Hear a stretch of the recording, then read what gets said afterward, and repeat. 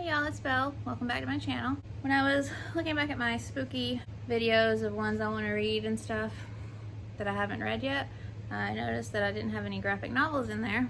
So even though it's midway through October, I thought I'd do some fall spooky time graphic novel books that I would like to read that I haven't read yet. That will share them with y'all. First I'll do some that just make me think fall time, just in general.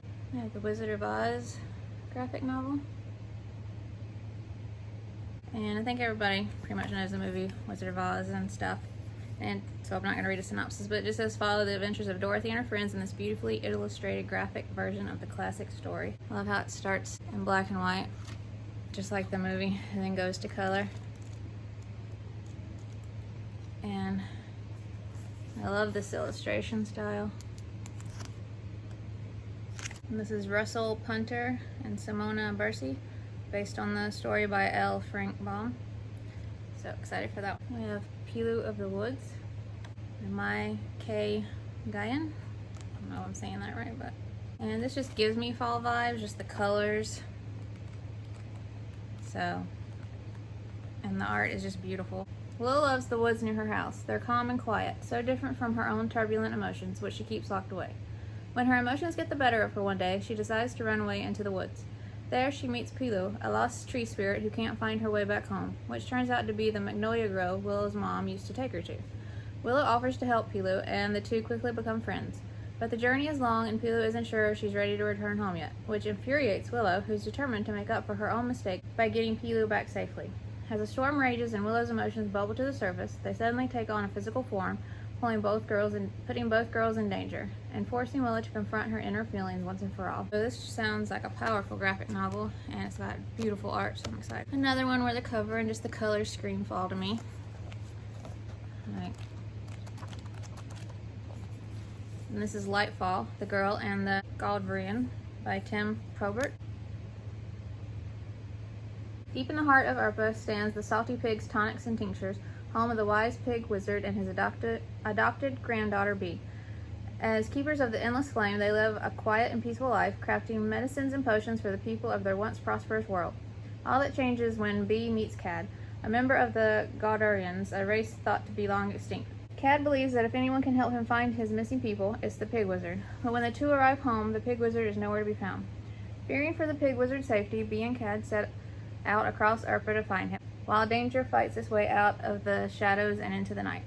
Can this reluctant duo get their act together in time to save the world, or has Urpa truly seen its last sunrise? It just sounds like a great adventure, and it looks so cute, and the art is just beautiful. And I know the author is working on a second one right now. They've already released the cover, so I'm excited to fall into this world. We have Beetle and the Hollowbones, Aliza, Layne.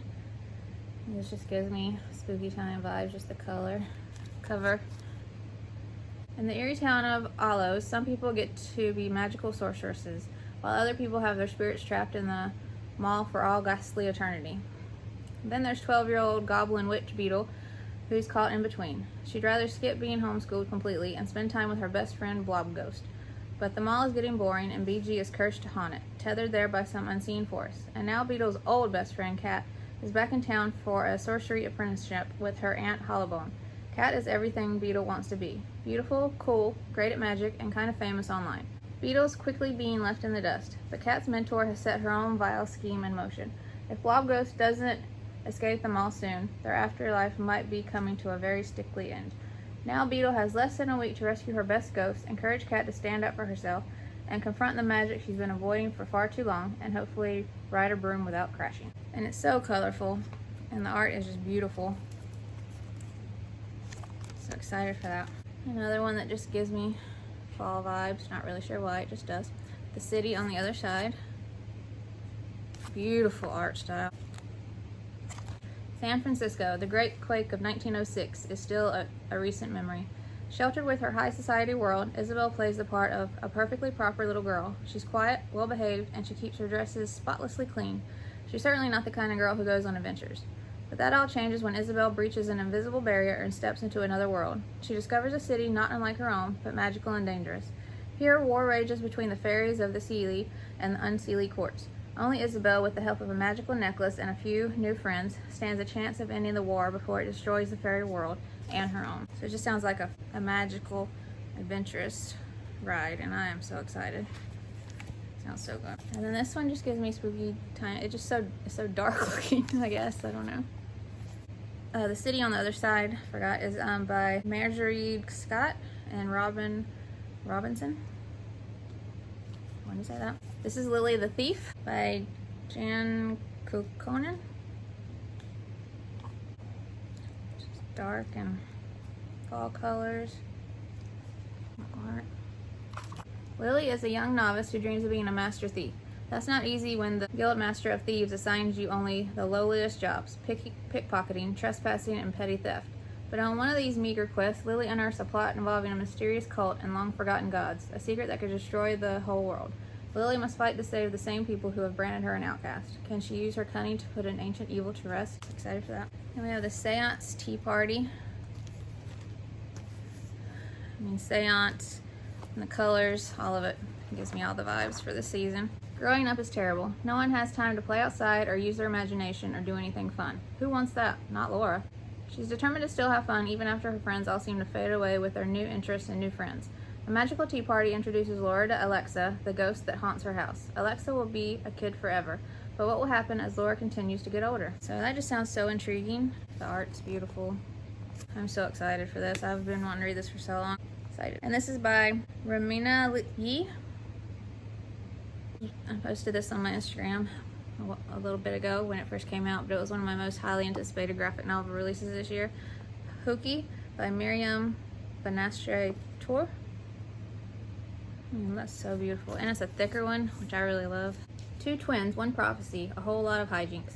When 12-year-olds Danny and Dorian missed the bus to magic school, they didn't expect to be declared traitors to their own kind. But thanks to a mishap with a dragon egg, a broken broom, and a high-profile prisoner, their faces are on wanted posters throughout the country.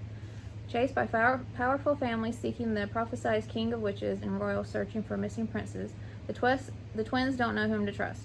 Luckily, they aren't alone. With a local troublemaker, a princess, and a teacher who can see the future on their side, the twins might just clear their names. But can they heal their torn kingdom? And this is based on the webcomic from Webtoon. I had never heard of Webtoon or any of that. So I'm sure if I love this, I'm definitely going to be checking that out too. And a lot of people had commented that they had enjoyed that, the Webtoon. So I'm excited to get to that. Beautiful. We have the two books out in the OK Witch series. This is the first book. And we have a cat. And this is the second book. And her shadow looks a little different than she does in that one. And the cat's like, what? These are by Emma Steinkellner. Magic is harder than it looks. 13-year-old Moth Hush loves all things witchy, but she's about to discover that witches aren't just the stuff of movies, books, and spooky stories. When some bullies try to ruin her Halloween, something really strange happens. Founders Bluff, Massachusetts has a centuries-old history of witch drama, and surprise, Moth's family is at the center of it all. When Moth's new powers show up, things get totally out of control. She meets a talking cat, falls into an enchanted diary, and unlocks a hidden witch world. Secrets surface from generations past as Moth unravels the complicated legacy at the heart of her own town, her family, and herself. She has powers that are out of control, a talking cat, enchanted diary that she falls into, a hidden witch world. That sounds incredible. I'm so excited. Beautiful art. I'm very excited for these. The Witches of Brooklyn. This is the first one. This is the second one that recently came out. They're by Sophie Escabasse. Could there really be witches in Brooklyn? Effie's aunts are weird. Like really weird. Really, really, really, really weird. Does that mean they could be magic? Does that mean she could be magic? Life is about to get much more interesting. These just sound incredible and so good. And I had heard so many incredible things about the first one. So I'm so excited to get to these, and of course, stunning art. We have Suey and Her Shadow by Ginger Lee, illustrated by Molly Park. I got this forever ago, probably almost 2 years ago on Book Outlet, and I keep forgetting about it. I think this is the one that A Book Like You talks about on her channel, and she really enjoyed it. So it keeps reminding me that I have it. Meet Suey Lee. I'm not sure I'm saying that right, but I'm trying. 12 years old, wears black, has no friends, and she likes it that way. When Suey transfers to the dull and ordinary outskirts elementary, she doesn't expect to hear a strange voice speaking to her from the darkness of the school's exhibit room, and she definitely doesn't expect to see her shadow come to life. Soon, Suey must confront a stunning secret that has been hiding under our own 2 feet. Something dark and sinister that puts Suey and her classmates in danger. It just stays at this dark theme. Sounds incredible. Zombierella, Fairy Tales Gone Bad by Joseph Coelho, illustrated by Freya Hartas. If I'm not mistaken, the second one just came out, and I think I ordered, and if it's what I'm thinking about, I've ordered it and I'm waiting for it now. So I'm really excited about that. This cover's so incredible. Dear friends, if you're looking for a lovely little rags to riches fairy tale, please close this book immediately. Immediately! This gory story has bugs and bogies, slimy surprises, and more than a spot of revenge.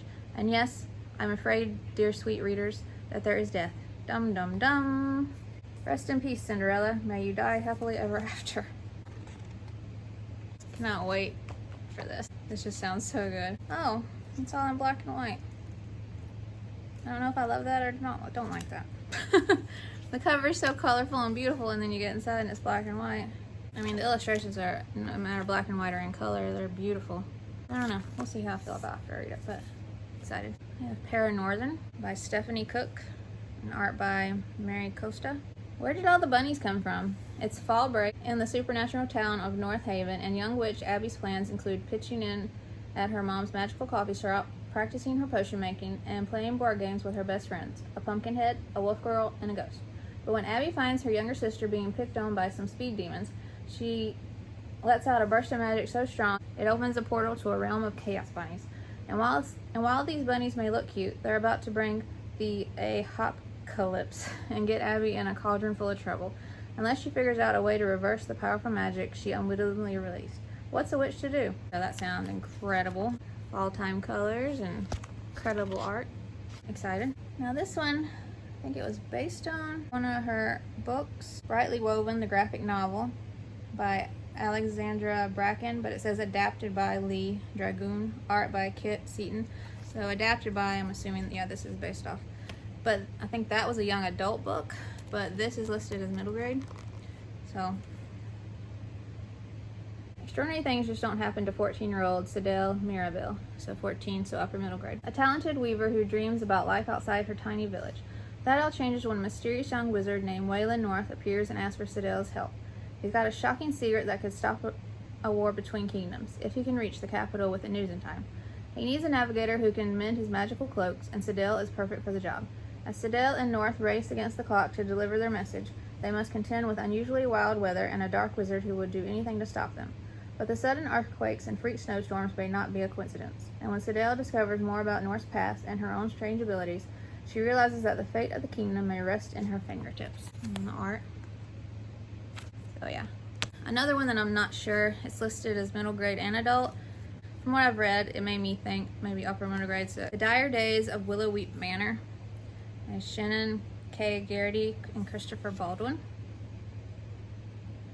It is a dark and stormy night when Haley sees a young man drowning in the river.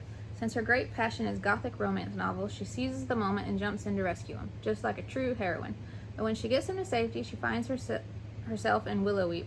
It certainly looks like the setting of one of her favorite books, a stately manor, a sinister housekeeper, 3 brooding brothers.